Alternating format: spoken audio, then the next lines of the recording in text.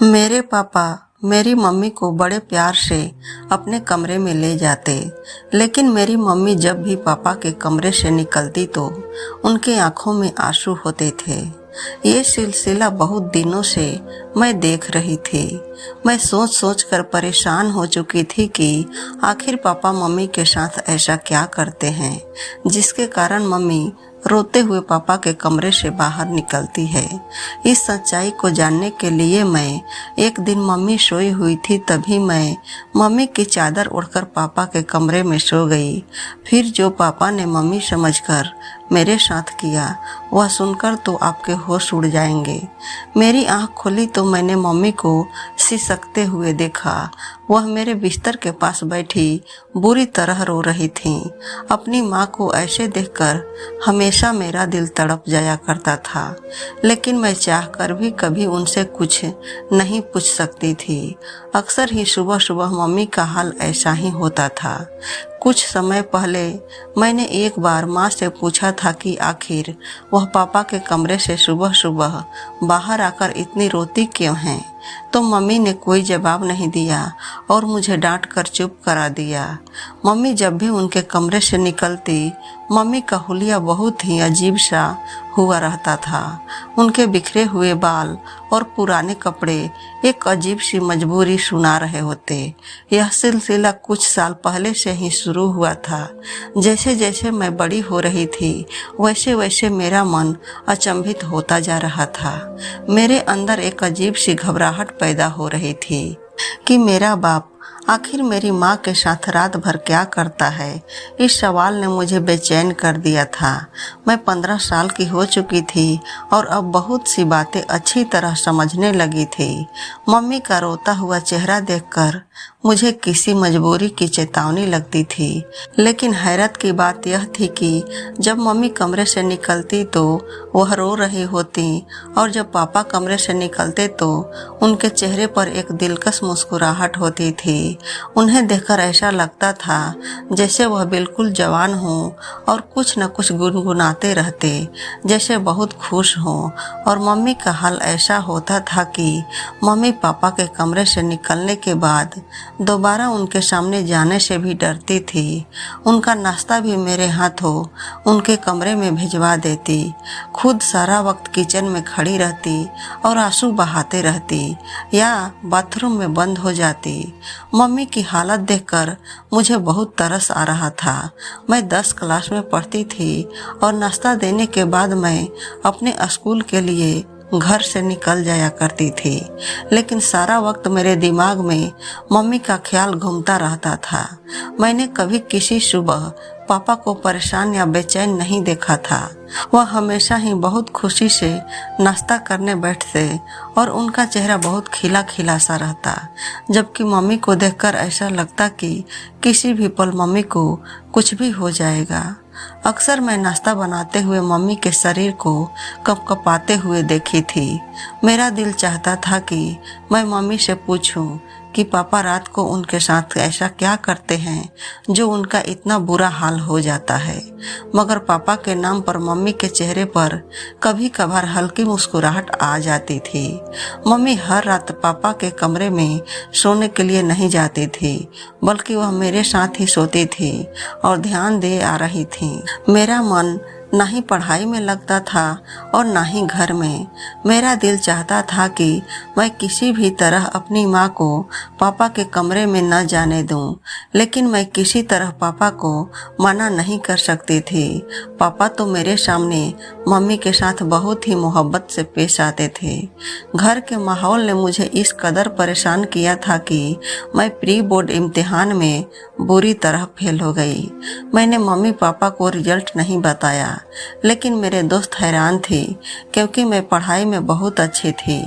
वह बार बार मुझसे पूछने लगी कि मेरा ध्यान कहाँ रहता है। मैंने उसे मम्मी और पापा के बारे में सब कुछ सच सच बता दिया तो वो कहने लगी, तुम्हारे पापा अंग्रेजी फिल्में तो नहीं देखते। अचानक से ऐसा सवाल किया, इसका क्या मकसद था? वो मुझे देख रही थी और मैं नहीं समझ पाई। उसने बात बदल दी, लेकिन मेरा मन उसकी बात पर अटक गई। आखिर सुरभि ने यह सवाल क्यों पूछा था। मैं घर वापस आई तो मम्मी के भाभी के भाई आशुतोष अंकल बैठे हुए थे। वह कभी कभी दोपहर को हमारे घर आते थे। मम्मी की बहुत पहले से ही उनसे बहुत दोस्ती थी। मम्मी बताती थी कि वे पढ़ाई लिखाई करने के बाद दुबई चले गए और मम्मी की शादी पापा से हो गई। मम्मी की शादी को 17 साल हो चुके थे। मैं उनकी इकलौती बेटी थी। कुछ साल पहले शायद सब कुछ ठीक था या फिर मैं ही छोटी और नासमझ थी, लेकिन कुछ साल से मुझे अच्छी तरह मम्मी की हालत समझ आने लगी थी। मैं जान गई थी कि मेरा बाप अच्छा आदमी नहीं है, वह मेरी माँ की तकलीफ की वजह है और इसी बात ने मेरे दिल में अपने बाप के लिए दुश्मनी पैदा कर दी थी।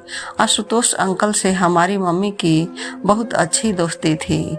वह साल भर पहले ही इंडिया वापस आए थे और मम्मी से मिलने के लिए अक्सर आते थे, लेकिन मम्मी को उनका आना अच्छा नहीं लगता था। आशुतोष अंकल के जाने के बाद मम्मी अक्सर मुझे कहती कि अगर तुम्हारे पापा को पता चला कि आशुतोष मिलने आया था तो बहुत बुरा होगा। मैंने माँ को दिलासा दी कि पापा को कैसे पता चलेगा, हम कभी नहीं बताएंगे। पापा सुबह काम पर जाते थे और रात को ही घर लौटते थे। मुझे तो आशुतोष अंकल बहुत अच्छे लगते थे। वह हमेशा ही आते रहते थे और मम्मी का मूड अच्छा करके जाते थे।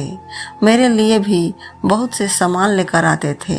पापा की आमदनी इतनी कम थी कि गुजर बसर भी बहुत मुश्किल से होता था। मम्मी न जाने कैसे पापा जैसे जालिम इंसान के साथ जिंदगी गुजार रही थी। रात में मैंने अपना और मम्मी का बिस्तर लगाया और मम्मी के साथ आंखें बंद करके लेट गई। थोड़ी देर में पापा मेरे कमरे में आए। मम्मी मेरे साथ ही सोने के लिए लेटी हुई थी। पापा ने उन्हें साथ चलने को कहा तो मम्मी ने दबी दबी आवाज में इनकार किया। मैं सोने का बहाना बनाकर सुनना चाहती थी कि पापा मम्मी से क्या बात करते हैं। वो कह रहे थे कि चल न सुनैना, मैं तुझे बिल्कुल भी तंग नहीं करूँगा, वादा करता हूँ। पापा की आवाज़ मेरे कानों में पड़ी जिसमें मोहब्बत की मिठास थी। मुझे नहीं जाना तुम्हारे साथ, आप हमेशा ऐसे ही कहते हो। मम्मी ने कई बार इनकार किया। आपको सोचना चाहिए, अब हमारी बेटी जवान हो गई है, वो सुनेगी तो सवाल करने लगेगी, लेकिन तुम्हें इस बात से कोई फर्क नहीं पड़ता है। मम्मी ने धीमी लहजे में पापा को जवाब दिया। पापा ने जबरदस्ती मम्मी को हाथ पकड़कर उठाया और अपने साथ लेकर चले गए। मुझे अजीब सी घबराहट होने लगी थी। पापा मम्मी के साथ न जाने क्या करते थे और सुरभि की अंग्रेजी फिल्म वाली बात भी मेरे दिमाग में अटक गई थी। 3 घंटे गुजर गए थे लेकिन मम्मी वापस नहीं आई। मैं पानी पीने के लिए कमरे से निकलकर बावर्ची खाने में गई। मम्मी थोड़ी ही देर में मेरे पीछे चली आई। मैंने एक गहरी निगाह मम्मी पर डाली तो उनके बाल बिखरे हुए थे। जिस बात ने मुझे चौंकाया वह मम्मी की कमीज का फटा हुआ आस्तीन था। मम्मी को मेरी नज़रों का एहसास हो गया था। वह जल्दी से दुपट्टा को अच्छी तरह लपेटने लगी। मेरे सामने ही मम्मी ने सुबह अच्छा सा सूट पहना था, लेकिन फिर अचानक मम्मी का आस्तीन कैसे फट गया। मम्मी मुझसे पूछ रही थी कि मैं इतनी रात को क्यों जाग रही हूँ। मैंने झूठ बहाना बनाया कि मैं भी उठकर पानी पीने आई थी। मम्मी मेरे साथ वापस मेरे कमरे में आ गई। मैंने सोने के लिए आंखें बंद कर ली, लेकिन मुझे मम्मी की सिसकियों की आवाज़ सुनाई दे रही थी। मेरा दिल चाह रहा था कि मैं उठकर अपनी मम्मी को तसल्ली दूं और दिल में आए सारे सवाल का जवाब पूछूं, लेकिन मैं अपनी जगह खामोश पड़ी रही। पापा सुबह सुबह ऐसे तैयार होकर कमरे से निकले थे जैसे कोई जवान लड़का हो। पापा की आमदनी कम थी, लेकिन वो हमेशा खुश रहते और मुस्कुराते रहते थे। काम पर हमेशा ऐसे तैयार होकर जाते जैसे सेठ आदमी हो। मैंने उल्टा निगाह अपने बाप पर डाली जिनसे मुझे आज भी नफरत महसूस हो रही थी। पापा के आगे नाश्ता खाना रखकर मैं स्कूल चली गई। सारा दिन स्कूल में भी मेरा दिमाग मम्मी के फटे हुए आस्तीन पर जा रहा था। स्कूल से वापसी में मुझे आशुतोष अंकल रास्ते में मिल गए। मुझे देखते ही उन्होंने मुझे अपनी गाड़ी में बैठा लिया। मैं बिना सोचे समझे उनकी गाड़ी में बैठ गई। आशुतोष अंकल ने गौर से मेरी तरफ देखा और कहने लगे कि मुझे बताओ, तुम्हें क्या परेशानी है? तुम इतने खोई खोई सी क्यों रहती हो? मैं इस कदर जज्बाती हो चुकी थी कि मैंने आशुतोष अंकल को सारी बात बता दी। मेरी बात सुनकर कहने लगे कि तुम्हें अंदाजा है कि मेरा बाप अच्छा आदमी नहीं है। तुम अपनी माँ को अपने बाप से आज़ादी क्यों नहीं दिलवा देती? कब तक तुम दोनों उनके जुल्म के चक्की में पिसते रहोगी?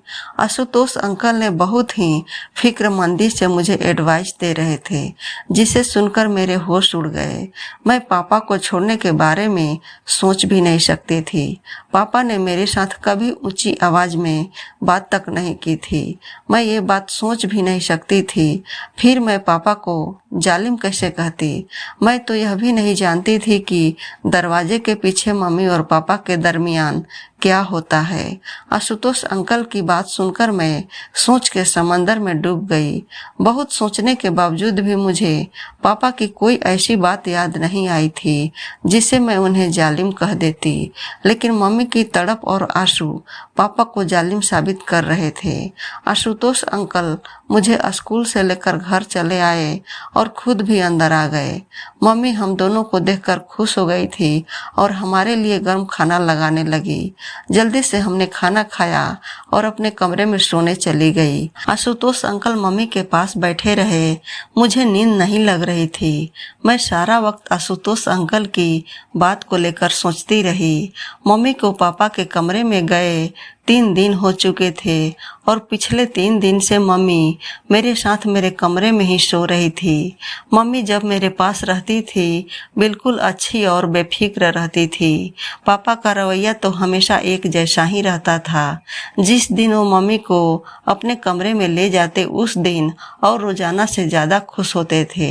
चौथे दिन पापा मम्मी को फिर अपने कमरे में ले गए थे और वह सारी रात बेचैनी से करवटें बदलती रही थी। मम्मी जब सुबह पापा के कमरे से निकली तो वो ठीक तरह से चल भी नहीं पा रही थी। वह एक पैर जमीन पर घसीट घसीट कर बड़ी मुश्किल से चल रही थी। मैंने मम्मी से पूछा कि मम्मी तुम्हारे साथ क्या हुआ है? वो कहने लगी, छोटी छोटी बातों पर ध्यान न दिया करो और दिल लगाकर पढ़ाई करो। अगर तुम्हारा 10वीं का रिजल्ट अच्छा नहीं आया तो तुम्हारे पापा उसकी जिम्मेदार भी मुझे ही ठहराएंगे। मम्मी की आंखों से टप टप आंसू गिरने लगे और पापा के लिए नाश्ता बनाने चली गई। उसके बाद दोबारा किचन से बाहर नहीं आई।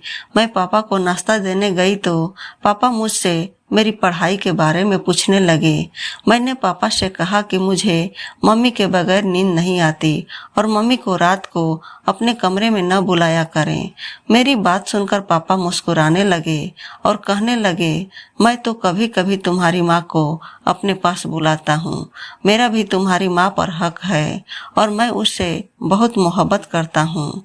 पापा की बात सुनकर मेरा खून खौल उठा था, क्योंकि उनकी मोहब्बत के नज़ारे मैं आए दिन देखा करती थी।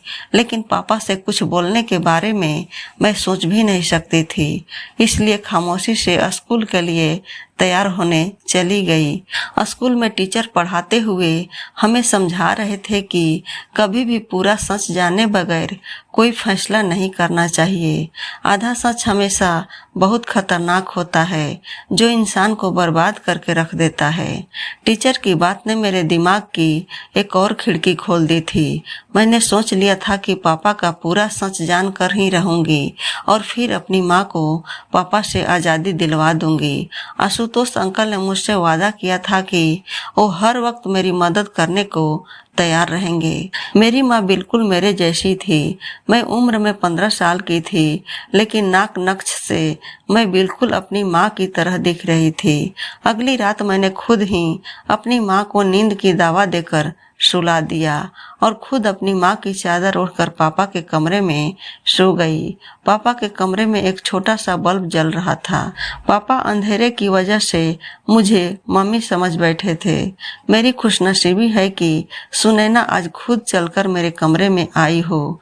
पापा बहुत ही खुशी से कहते हुए मेरे करीब आए। मुझे कंधों से पकड़कर अपने बिस्तर में बैठा लिया। पापा के बराबरी में बैठे हुए मेरे बदन पूरी तरह कांप रहा था। मैं नहीं जानती थी कि इससे आगे मेरे साथ क्या होने वाला है, लेकिन आज मैं पूरा सच जानना चाहती थी। पापा बहुत मोहब्बत से कहने लगे, सुने ना बेटी, जवान हो रही है। यह कहकर तुम मुझसे इस कदर दूर हो गई हो कि मुझे जबरदस्ती तुझे अपने कमरे में बुलाना पड़ता है। मेरा भी तो तुझ पर कुछ हक है। मैं मानता हूँ कि हमारी बेटी जवान हो रही है, लेकिन इतनी छोटी भी नहीं है कि उसे इतना समझ नहीं है कि माँ बाप एक कमरे में एक साथ रहते हैं। तुम सारा दिन काम करके थक जाती हो, चलो अब सुकून से मेरे साथ सो जा। मैं तुझे अपने करीब देखकर खुश हो जाता हूँ।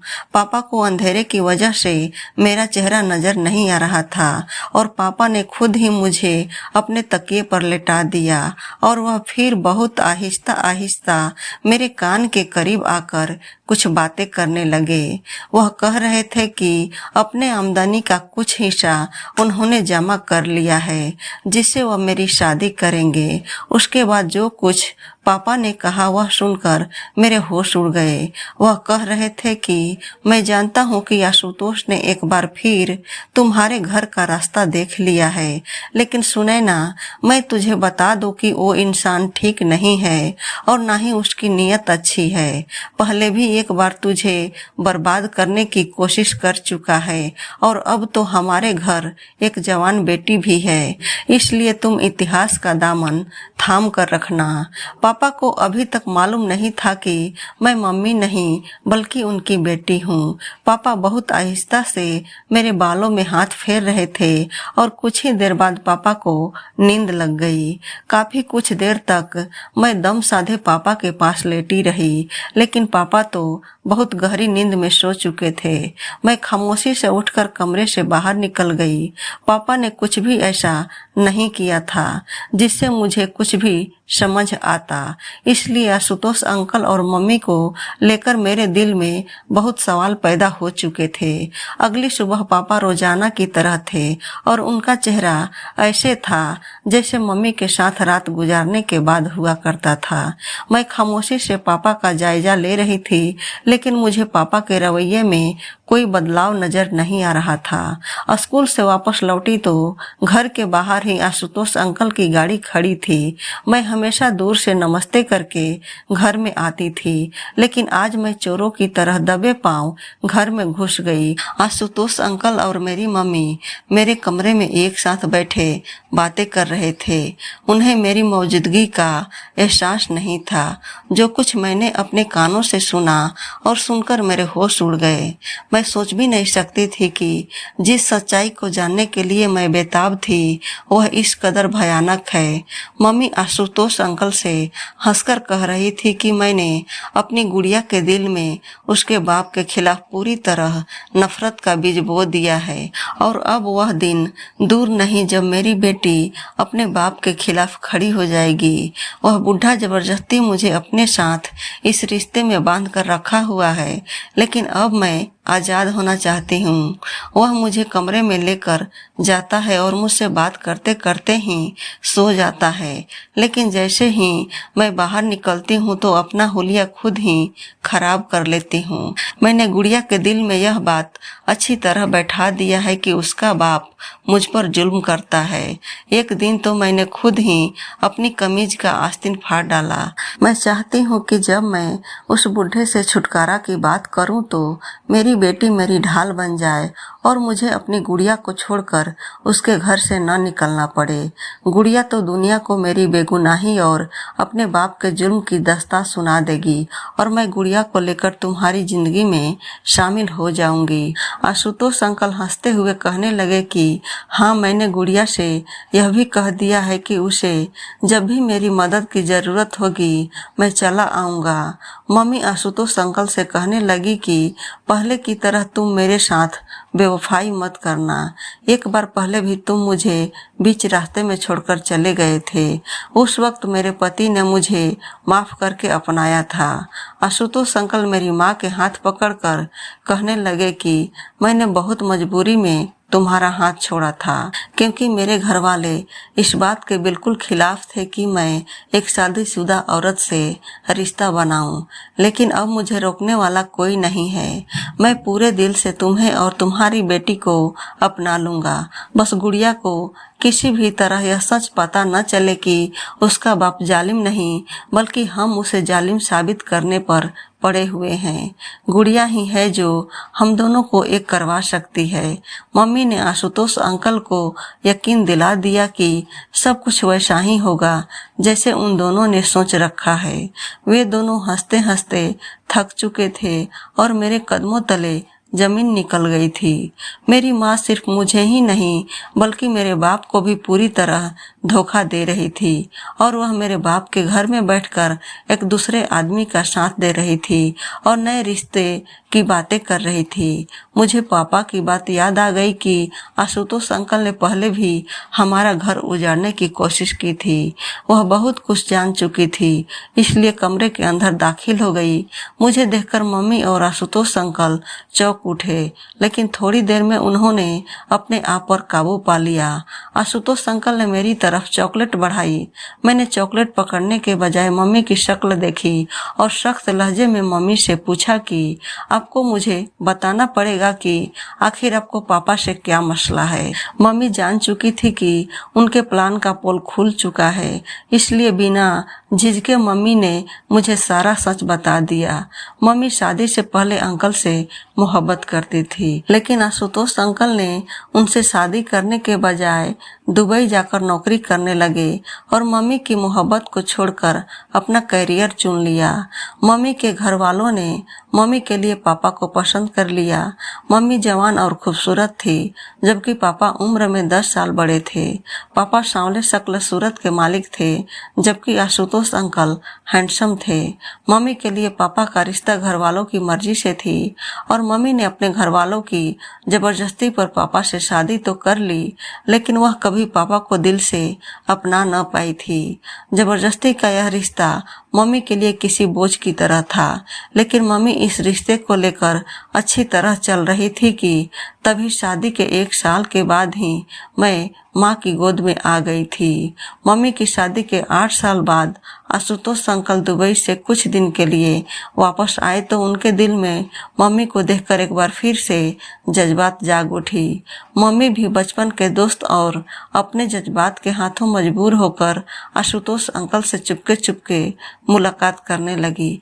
लेकिन कुछ ही दिनों में यह बात माँ के बड़ी मम्मी को पता चल गई और उन्होंने सारे खानदान में मेरी माँ की इज्जत को उछालना शुरू कर दिया। पापा माँ से सच्ची मोहब्बत करते थे, इसलिए उन्होंने मम्मी को बदनामी से बचा लिया और इस बात को झूठा साबित कर दिया। जब पापा ने मम्मी का साथ दिया तो सारा खानदान अपने आप ही खामोश हो गया। बड़ी मम्मी के हाथ मेरी माँ तो न आ सकी, लेकिन उन्हें जबरदस्ती वापस भेज दिया। उधर आशुतोष अंकल के मन में फिर से मोहब्बत का रंग बैठ गया और उसने फिर से उस मोहब्बत को दोबारा जिंदा कर लिया। अंकल हमेशा के लिए इंडिया आ गए थे और एक बार फिर वह मम्मी के पीछे दीवाने हो गए थे। मम्मी को तो पहले ही दिन से पापा पसंद नहीं थे। हमारे हालात भी कुछ खास नहीं थी, जबकि आशुतोष अंकल के पास दुबई का पैसा था और मम्मी के लिए पापा को छोड़ना कुछ मुश्किल नहीं था।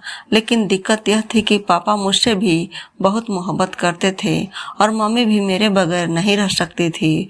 इसलिए मम्मी ने जानबूझकर यह सारा खेल रचाया और मेरी नज़रों में पापा को गलत साबित करने लगी। मम्मी हमदर्दी बटोर कर मुझे अपने साथ ले जाना चाहती थी, इसलिए हमारे सामने पापा को जालिम साबित किया और खुद अच्छी बनकर रहने लगी। इतने साल से मैं यही सोच रही थी कि पापा तो कभी ऊंची आवाज में हमसे बात तक नहीं किए, फिर बंद कमरे में माँ पर जुल्म कैसे कर सकते हैं। मैंने माँ से साफ साफ कह दिया कि अगर आपको उनके घर जाना है तो आप जा सकती हैं, लेकिन मैं अपने भोले भाले और वफादार बाप को नहीं छोड़ सकती।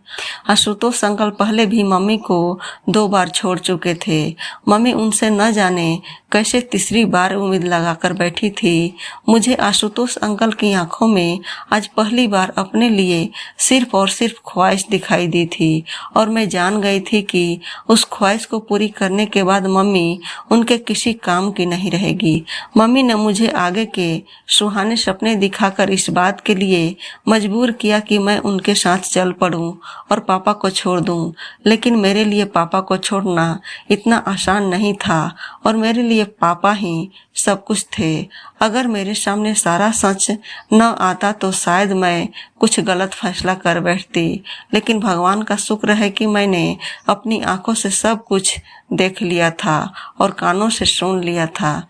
लेकिन मम्मी अंकल के साथ जाने के लिए राजी थी, लेकिन जब आशुतोष अंकल ने देखा कि मैं किसी तरह उनके काबू नहीं आऊंगी और ना ही मम्मी के साथ चलूंगी तो एक बार फिर आशुतोष अंकल ने अपनी राह जुदा करके मम्मी को छोड़ गए। फिर मम्मी को पता चला कि आशुतोष अंकल मम्मी के लिए नहीं बल्कि मेरे लिए हमारे घर के चक्कर काट रहे थे। वह बहुत ही चालाक और मक्कार इंसान था। उन्होंने मेरी माँ की मोहब्बत को पूरी तरह अपने फायदे के लिए इस्तेमाल करने का सोचा था। मम्मी को जब एहसास हुआ कि जज्बात की धार में मैं कितना बड़ा नुकसान करने जा रही थी, अगर मम्मी और मैं उनके साथ चले जाते तो वह मेरी इज्जत को एक बार फिर वैसे ही इस्तेमाल करते जैसे बड़ी मम्मी ने मम्मी की इज्जत की धज्जियां उड़ाने की कोशिश की थी। न जाने कौन सा अच्छा काम हम दोनों माँ बेटी ने किया था कि हम आशुतोष अंकल के चंगुल से बच गए। रात को पापा जब घर लौटे तो मम्मी ने खुद ही पापा के लिए खाना मंगवाया और अपना बिस्तर भी पापा के कमरे में लगा दिया। पापा की खुशी देखने लायक थी। पापा सच में मम्मी से बहुत मोहब्बत करते थे और यह उनकी मोहब्बत ही थी जो वह मम्मी की गलतियों को आज तक नज़रअंदाज करते आए थे। इतने सालों में पहली बार मम्मी को अपनी गलतियों का एहसास हुआ था और उन्होंने पापा को दिल से अपनाया था। अगली सुबह पापा और मम्मी हंसते मुस्कुराते कमरे से बाहर निकले थे और मेरे दिल को एक ठंडक का एहसास हुआ था। कभी कभार हम प्यार के नाम पर ऐसा धोखा खा जाते हैं कि किसी को मुंह दिखाने के लायक नहीं रहते। मोहब्बत में हमें हमेशा एक दूसरे का ढाल बनकर एक दूसरे की इज्जत का ख्याल रखना चाहिए। दोस्तों, क्या मैं मम्मी की आंखों से दुष्ट व्यक्ति की मोहब्बत की पट्टी हटाकर सही किया?